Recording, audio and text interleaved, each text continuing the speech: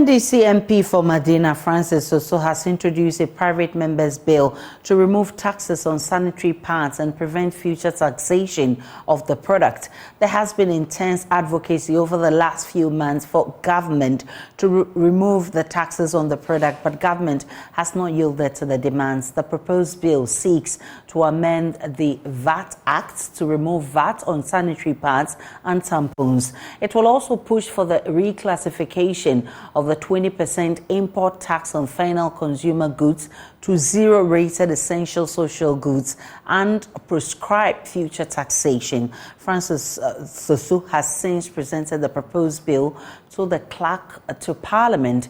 Thankfully, he joins us on the phone for more. Grateful for your time, Honourable Member of Parliament. First, what does your proposal to the clerk to Parliament signify? Well, the proposal, I would say, it signifies empathy and compassion because many have actually cried over this tax handle since January. We thought that in the middle, during the media review, government would have reviewed the tax. It's still not been reviewed, and people are struggling and suffering. You can just imagine a young child who is in the period which you cannot do anything about, not having the means to buy pads. You can imagine how that looks like, and the implication of that to many, many people. And I mean, periods do not know rich people or poor people or background. And so it's a very complex thing. And for the fact that it is targeting just women, you know, it violates Article 17 of the 1980 Constitution and also violates Article 27 of the Constitution. So it's just in response to the cries of many that this tax handle is discriminatory, that something must be done about it. That's why it's started for this proposal. So, Honourable, what are the specific changes your bill introduces? Well, the specific change is to scrape off the 15% value-added tax and also to reclassify mental health, menstrual health products as a zero-rated social good, such that it shouldn't be carrying value-added taxation in the future, and also prescribe the act of taxing pads in the future. What do you say to those who are opposing, like the AGI, who say such a move will cripple local businesses? That is not correct. I think that it is misgovernance that makes us think that such a move will cripple local business. Why must we protect local businesses to the detriment of our women?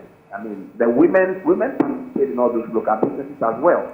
And not only that, I think what the AGI should be doing is to lobby government and ask for more government intervention and government assistance so they can be more competitive.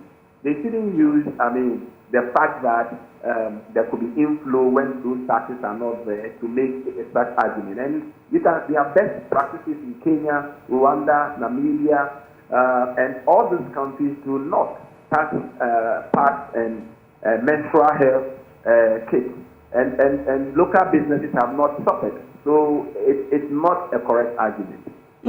But how do you respond also to those who say your bill will have financial consequences and the Constitution prohibits such private members' bill?